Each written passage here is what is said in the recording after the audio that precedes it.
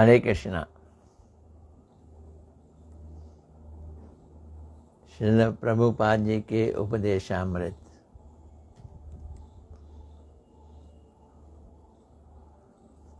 तरह तरह के प्रश्नों के सवाल और श्रील प्रभुपाद जी के जवाब आज हम सुन रहे हैं।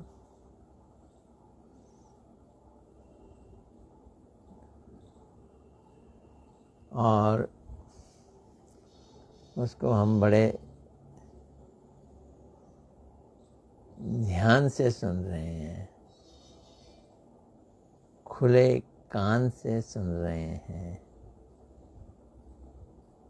दोनों चीज़ें बड़ी ज़रूरी हैं, ध्यान भी और कान भी।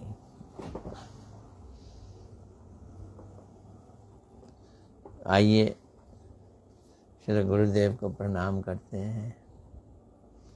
नमो विष्णुपदाय राधिकाय प्रियात्मने श्रीमद् भक्ति वेदांत नारायण गोस्वामी इति नामिने श्री कृष्ण लीला कथने सुदक्षम औदार्य माधुर्य गुणैश्च युक्तम वरम वरेण्यं पुरुषं महांतं नारायणं त्वां शिरसा नमामि।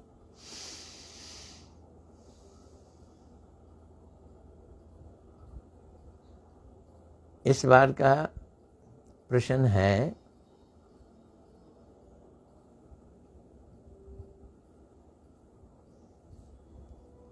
भगवान को किस प्रकार से बुलाना चाहिए।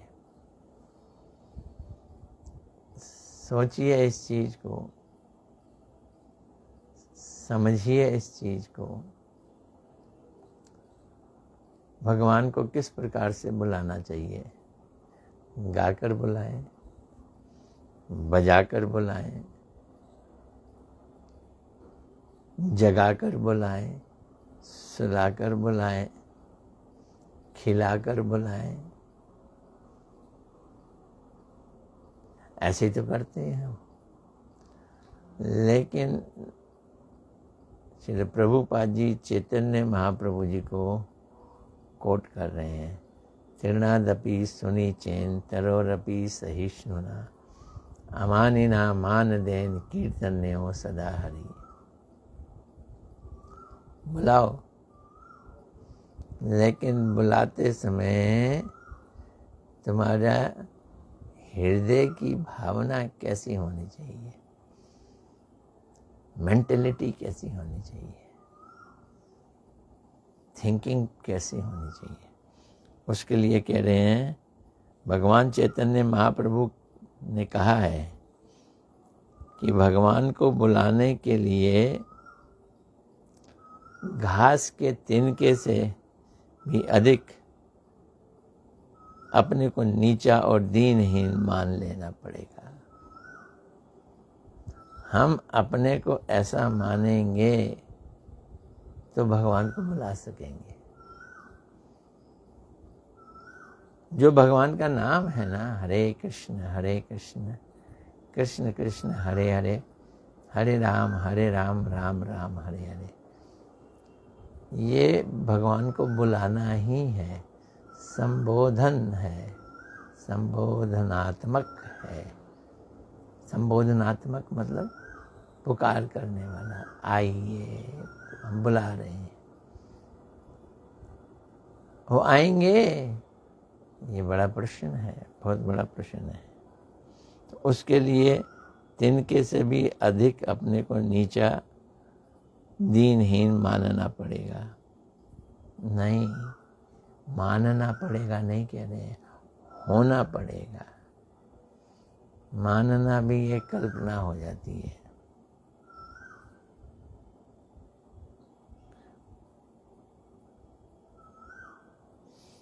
हमारे को हमारा अभिमान मारता है। अभिमान में हम भगवान से दूर हो जाते हैं। विद्या, रूप, धन, संपत्ति, ऐश्वर्य इत्यादि के अभिमान को पूर्ण रूप से त्यागना पड़ेगा। ये जरूरी है। हनुमान जी ज्ञान गुण सागर थे। ये हनुमान ज्ञान गुण सागर। और उनका गुण था विद्यावान गुणी अति चातुर। लेकिन उनमें भाव कैसा था? बड़ा दीनहीन भाव था। कैसा दीनहीन भाव? राम काज करवे को आतुर। राम के काज को करने के लिए आतुरता थी। ये दीनहीन भाव से आती है।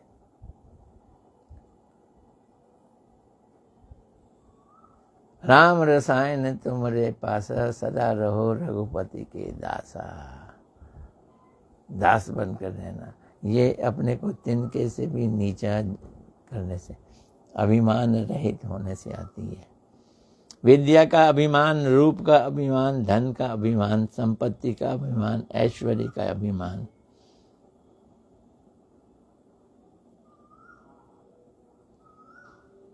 जब तक ये रहेंगे भगवान को हम पुकार नहीं सकेंगे। इसको त्यागना बहुत जरूरी है। क्योंकि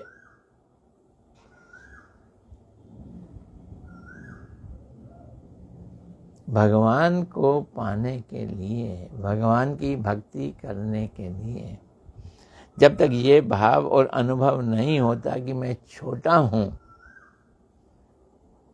ये भाव और अनुभव नहीं होता कि मैं छोटा हूं अथवा असमर्थ हूं। जो भौतिक जगत में दोष बताए जाते हैं, जब कोई आदमी अपनी एप्लीकेशन लिखता है ना कि मुझे जॉब दो, तो वो कहता है मैं बड़ा समर्थवान हूँ, बड़ा अनुभवी हूँ, बड़ा ऐश्वर्यशाली, सारे गुणों की एक पूरी की पूरी दास्तान लिख देता है। लेकिन यहाँ क्या कह रहे हैं? असमर्थ हूँ, मैं छोटा हूँ।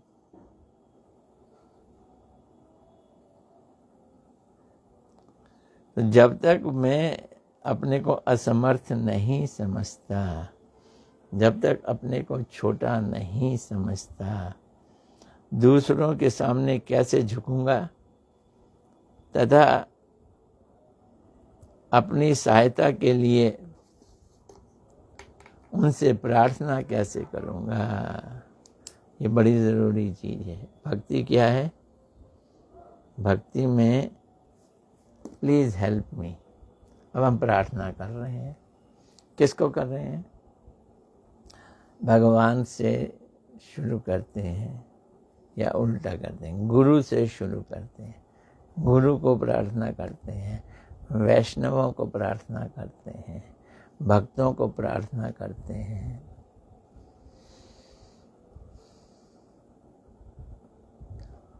तुलसी महारानी को, वृंदा देवी को प्रार्थना करते हैं, रूप गोस्वामी, सनातन गोस्वामी, जीव गोस्वामी जी को प्रार्थना करते हैं।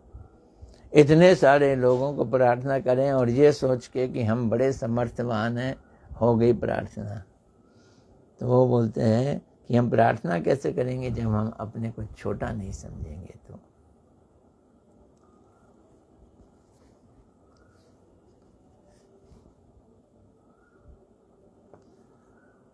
अरे दूर तो छोड़ो, ये संसार को देख लो। कोई व्यक्ति बहुत चेष्टा करता है और किसी कार्य को करने में असमर्थ हो जाता है, तो उस समय क्या होता है? अपने को असहाय पाता है। उस समय अपने को अयोग्य पाता है और फिर जोर से प्रार्थना करता है, दूसरों से प्रार्थना करता है, सिफारिशें लगवाता है।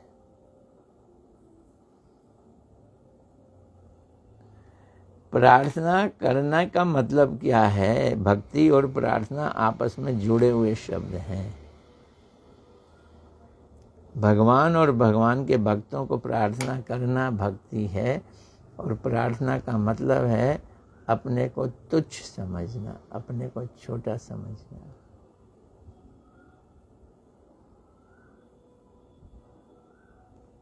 तो प्रार्थना करने का तात्पर्य है उस व्यक्ति का अभिमान, अहंकार नष्ट हो गया है।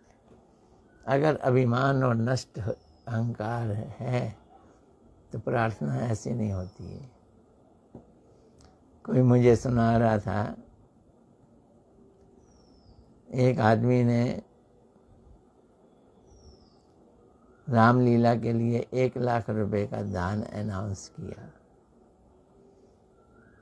और कहा कि नाम नहीं लेना। अनाउंस करने वाले ने कहा कि गुमनाम दान आया है।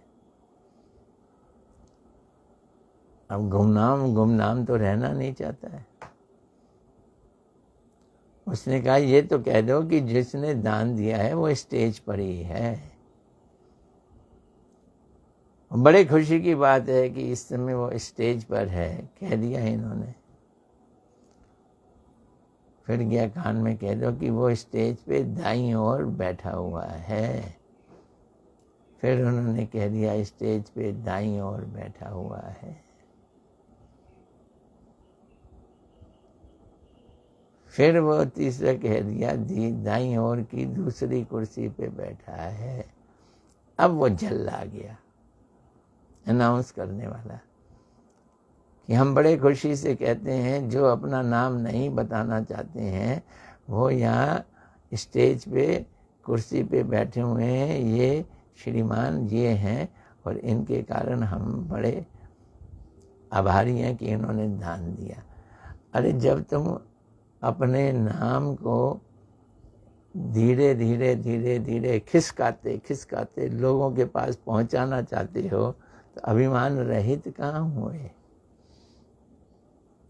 अभिमान रहित होना बड़ी ऊंची बात है। और तभी प्रार्थना निकलती है, दिल से प्रार्थना निकलती है।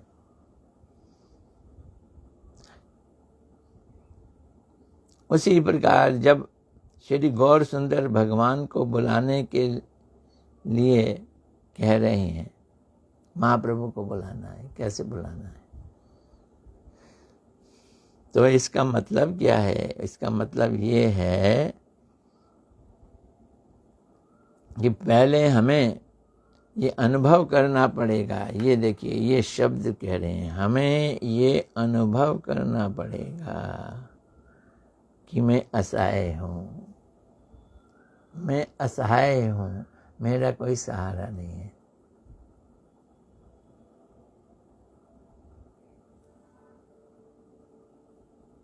मेरा कोई ना सहारा तुम मेरे, गोपाल मुरलिया वाले। मेरा कोई ना सहारा बिन तेरे, गोपाल मुरलिया वाले। कहने की बात नहीं, मानने की बात नहीं, इस भाव में डूबना है। हे मुरलिया वाले, तेरे बिना मेरा कोई सहारा नहीं। वो तो सहारा देने को तैयार बैठे हुए हैं, राजी बैठे हुए हैं, हम बोले तो सही। द्रौपदी ने जब तक धोती को दांत में दबा के सहारा लिया तब तक भगवान दूर रहे। जब दांत से धोती खिंच गई, अब कोई भी बचाने वाला नहीं। और फिर उसने हाथ उठाकर कहा, हे द्वारकाधीश, हे कृष्ण, मैं असहाय हूँ। ये थी प्रार्थना। फिर देखो कैसे आए भगवान, साड़ी बनकर आ गए। ऐसी साड़ी कि एक कवि ने लिखा है, साड़ी विच नारी है कि नारी विच साड़ी है कि साड़ी ही नारी है कि नारी ही साड़ी है, पता नहीं चल रहा था। ये भगवान की कृपा है।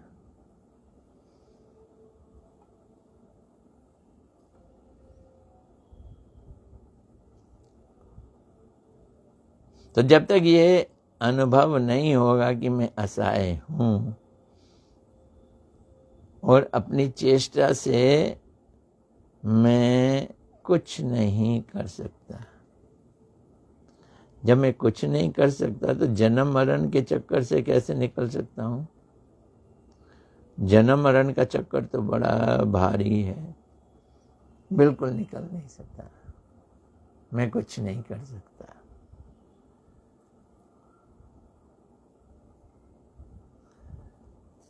ऐसा असहाय अपने को जब हम महसूस करेंगे, अनुभव करेंगे, तभी हम सर्वशक्तिमान भगवान को अपनी सहायता के लिए बुला सकते हैं।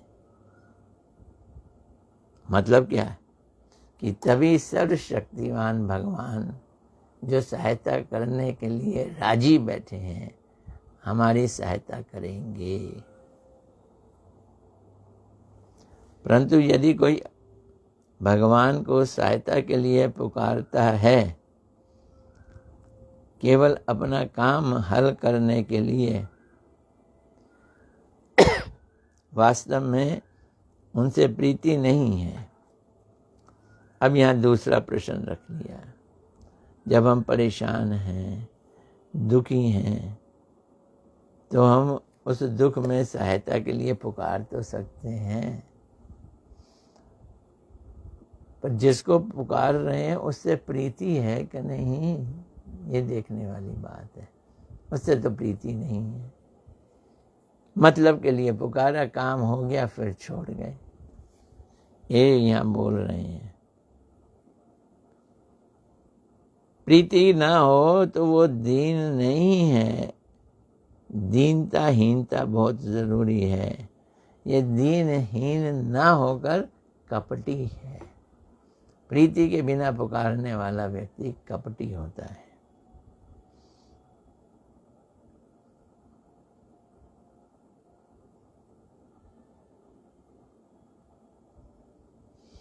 जब स्वार्थ होता है, कोई अपना मतलब होता है, बोल रहे हैं ये गांठ में बांध कर रख लो। जब स्वार्थ होता है तो हमारी पुकार कितने भी कातिर होकर हम क्यों ना कहें, भगवान तक नहीं पहुंचती। भगवान के पास निस्वार्थ पुकार ही पहुंचती है।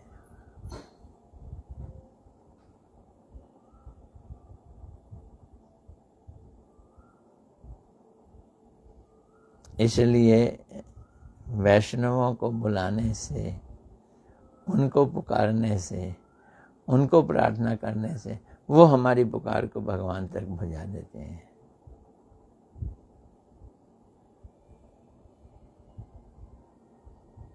षडांग शरणागति हाईबे जहार, 6 अंगों वाली शरणागति जिसकी होती है, भक्ति के अनुकूल को ग्रहण करना, प्रतिकूल को त्यागना, ये 2 अंग हैं शरणागति के। कृष्ण अवश्य रक्षा करेंगे ये विश्वास, और कृष्ण अवश्य पालन करेंगे ये विश्वास, ये 4 शरणागति के अंग हैं। दीनता ये 5वां भक्ति का अंग है।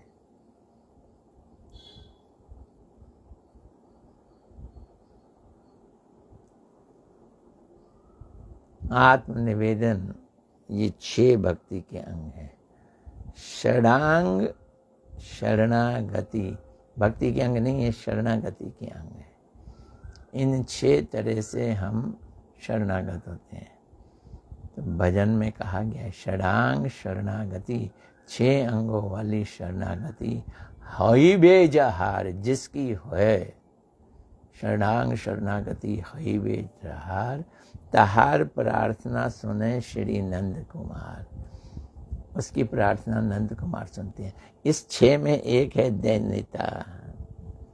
दैन्यता भी एक अंग है, ये बहुत जरूरी है।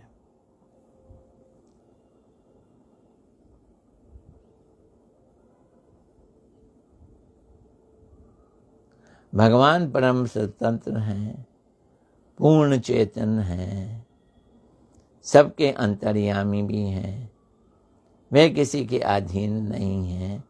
ये हमें समझना है। क्या क्या गुण है भगवान में? सर्व अंतर्यामी, सबके हृदय में बैठे हुए हैं, किसी के अधीन नहीं हैं, वो परम स्वतंत्र हैं, वो पूर्ण चेतन है। जब तक हम अपने अहंकार को पूर्ण रूप से त्याग कर निष्कपट दीनता में प्रतिष्ठित न हो,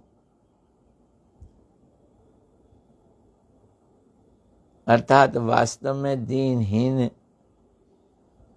न बने, तब तक परम स्वतंत्र भगवान तक हमारी पुकार नहीं पहुंचती। भगवान तो हर चीज को सुन लेते हैं, परम स्वतंत्र हैं, लेकिन मर्जी के मालिक भी हैं। वो हमारी पुकार सुने ना सुने ये उनकी मर्जी है। उसके लिए उस पुकार की ये गुण होना चाहिए। क्या गुण होना चाहिए? दीनहीन होकर पुकार करनी।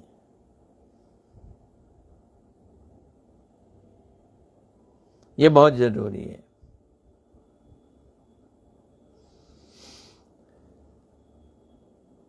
अहंकार का त्याग करके निष्कपट होकर दीनता के साथ। हमने एक मुहावरा सुना है, नक्कार खाने में तूती की आवाज।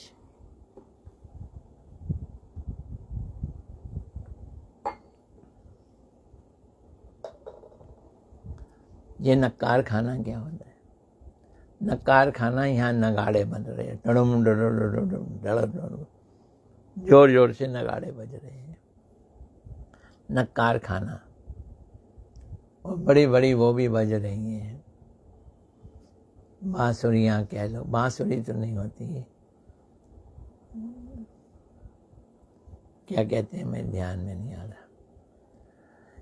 इस हो हल्ले के बीच में कोई गुड़िया की छोटी सी सीटी होती है ना, तूती होती है, तूती मुंह में लेके बजाए, वो नहीं सुनाई देती। तो मुहावरा है, नक्कार खाने में तूती की आवाज नहीं सुनाई देती, लेकिन भक्ति के मामले में दुनिया के नक्कार खाने में जो सबसे ज्यादा दीनहीन होकर तूती बजाता है, जैसे आवाज है ही नहीं, जैसे उसका अंदर कोई घमंड है ही नहीं, अभिमान है ही नहीं, उसकी तूती की आवाज भगवान सुनते हैं। चारों ओर अभिमान के नक्कार खाने में अभिमान रहित तूती की आवाज भगवान सुनते हैं।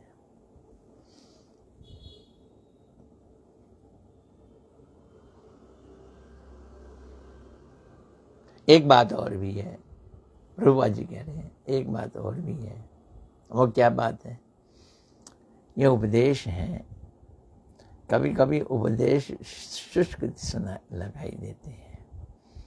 ऐसा लगता है क्या सुनना है इनको, यही भक्ति में ले जाएंगे, नहीं तो भक्ति आएगी नहीं।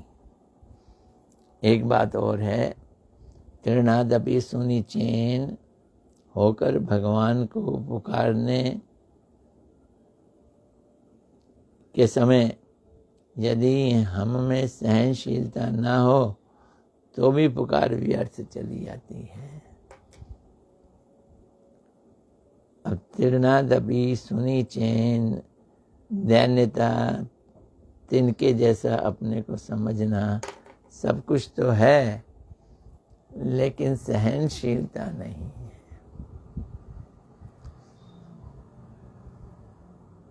सहनशीलता बड़ी जरूरी है। किसी ने कुछ कह दिया और आपको गुस्सा आ गया तो कहाँ रहा दैन्यता? दैन्यता कहाँ रही बताओ तो। दैन्यता के लिए ये जरूरी है कि सहनशीलता हो। ये दोनों आपस में जुड़े हुए हैं। ये प्रभुपाद जी बोल रहे हैं। यदि हम किसी वस्तु के लोभ में पड़कर असहिष्णुता दिखाते हैं, असहिष्णुता, ये असहिष्णुता क्या है? दैन्यता की कमी, सहनशीलता की कमी। ये कब आती है हमारे अंदर? ये किसी चीज में लोभ पैदा हो जाए तब हम सहन शक्ति खत्म कर देते हैं, पीछे पड़ जाते हैं। ये चीज तो चाहिए, ये चीज तो चाहिए, ये चीज तो चाहिए। सबसे ज्यादा हमारी चाहत, उत्तेजना, उत्साह नाम के लिए होता है। हमारा नाम हो, I should be talk of the town. तो यहाँ वो कह रहे हैं कि अगर हम सहनशील नहीं हैं तो ये तिनके से ज़्यादा नीचा होना ये कपटता है। सहनशीलता का ना होना और तिनके से ज़्यादा नीचा होना दो उल्टी बातें हैं, दो एक साथ रह नहीं सकते। तो प्रभुपाद जी कह रहे हैं असहिष्णुता दिखाते हैं तो ये तृणादपि सुनिचेन इसके विरुद्ध है।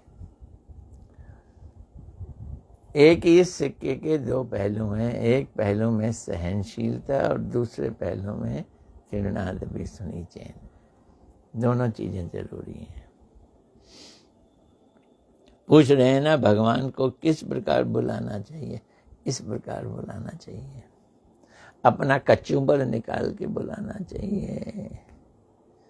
इमली को जब चटनी बनाते हैं पानी में डाल देते हैं ना, तो फिर उसका कचूबर निकालते हैं, उसमें से गुठली बाहर फेंकते हैं। ये अभिमान है गुठली। उसके तिनके हैं वो भी निकाल के फेंकते हैं, खाली गूदा होता है, उससे चटनी बनती है, बड़ी स्वाद बनती है। खासकर जिन्हें स्वाद है इमली की चटनी खाने का, वो ये बात को समझेंगे अच्छी तरह से। मैं इतने दिनों से कथा नहीं कर रहा था क्योंकि बाहर घूम रहा था। पहले वृंदावन गया, फिर गोवर्धन गया। 4 दिन में बहुत सुंदर दर्शन किए, तरह तरह जगह जगह। फिर तिवारीपुर गुरुदेव के आविर्भाव स्थली गया, फिर बनारस गया, बनारस, काशी और अयोध्या। बहुत दर्शनों से भरा हुआ ये सारा समय बीता। कल ही आया हूं, मैंने कहा आज ही कथा शुरू कर देते हैं। ट्यूसडे से वैसे भी करने का मैंने हमेशा सोचा हुआ है, और आज हम कथा कर रहे हैं तिनके से भी ज्यादा नीचा और सहनशील होकर फिर पुकारना है भगवान को।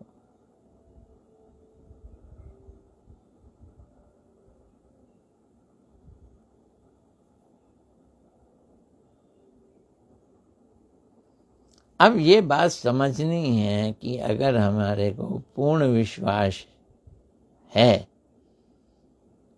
कि भगवान की कृपा हो जाए तो सब कुछ मिल जाता है। क्या मिल जाता है? फिर अभाव नहीं रहता। हम अपने को असहाय समझें, तिनके से भी ज़्यादा नीचा समझें, भगवान की कृपा की प्रार्थना करें, पर ये विश्वास रखें कि भगवान की कृपा मिल जाएगी तो फिर किसी चीज़ की ज़रूरत नहीं है, फिर अभाव नहीं है किसी चीज़ का। ऐसी अवस्था में हम संसार की चीज़ों के पीछे मोह में पड़ जाएं। We are running after material desires. है ना फुलिश? कितने फुलिश। असहिष्णु नहीं बनेंगे, अर्थात यदि कोई हमारी तुच्छ संसारिक वस्तु को नष्ट भी कर देता है, ये भी असहिष्णु। No mind, don't mind it.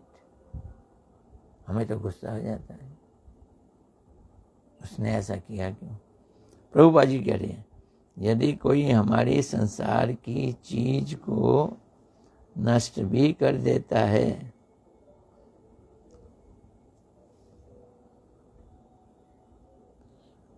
तो ये समझो कि वो संसार की कितनी भी महंगी चीज क्यों ना हो, वो तुच्छ ही है। वस्तु तुच्छ है। तुच्छ वस्तु को नष्ट कर देता है तो सहनशील होने के कारण क्रोध नहीं आना। क्रोध नहीं करेंगे, क्रोध नहीं करेंगे। आगे क्या कह रहे हैं? अनेक समय हम ऐसा सोचते हैं कि भगवान को पुकारने से क्या होगा। सुनते थोड़ी हैं वो।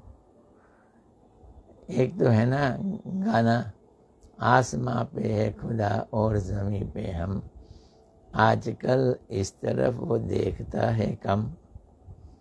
भगवान हमें थोड़ी सुनेंगे, वो ऊपर रहने वाले, हम नीचे। ये मुसलमानों का धर्म है कि भगवान सातवें आसमान पे है। हमारा सनातन धर्म कह रहा है भगवान जर्रे जर्रे में हम सबके साथ हैं, कंटिन्यूसली हम सबके साथ रहते हैं।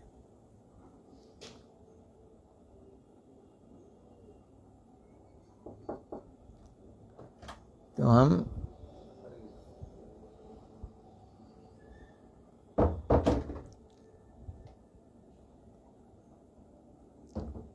सहनशील होना बहुत ज़रूरी है। सहनशीलता के अभाव में ही ऐसी सोच जन्म लेती है। कैसी सोच? कि भगवान को पुकारने से क्या फायदा।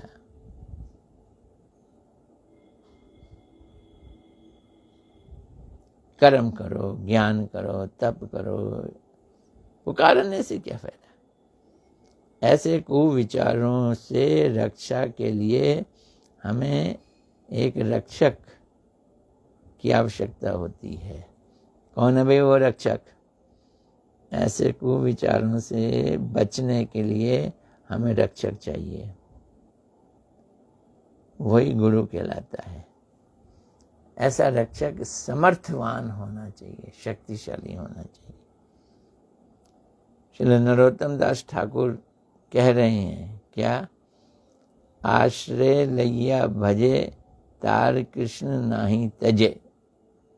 जो आश्रय लेकर कृष्ण का भजन करता है, कृष्ण उसको नहीं छोड़ते हैं। आर सब मरे अकारण, और बाकी सब तो मरे हुए हैं, अकारण ही मरते हैं, अपने कर्मों के चक्कर में पड़ते हैं। जो गुरु वैष्णवों के चरण कमलों का आश्रय लेकर भगवान का भजन करता है, उसे तो कृष्ण कभी भी नहीं छोड़ते। अब यहाँ गुरु की महिमा है। क्या कहा है? गुरु में ये गुण होना चाहिए। वो वैष्णवों के चरणों का आश्रय ले। ये नहीं कि अपना ही अपना चलता रहे, गुरु वैष्णवों के चरणों का आश्रय ले। खाली अपने गुरु नहीं, सारी गुरु परंपरा। ऐसे में भजन करें। उस गुरु को भगवान नहीं छोड़ते। उसको अगर हम पकड़ लें तो भगवान हमें भी नहीं छोड़ेंगे। उसे तो कृष्ण कभी भी नहीं छोड़ते। इसके अतिरिक्त सब व्यर्थ ही मारे जाते हैं। कृष्ण उनकी ओर देखते तक भी नहीं है। ये आज एक ही प्रश्न हुआ है, काफी गूढ़ प्रश्न, काफी गहरा प्रश्न, जिसकी व्याख्या सुनने सुनाने में बड़ा आनंद आ रहा था। आज इतना ही, कल देखेंगे क्या करते हैं। आज कौन कौन आया है?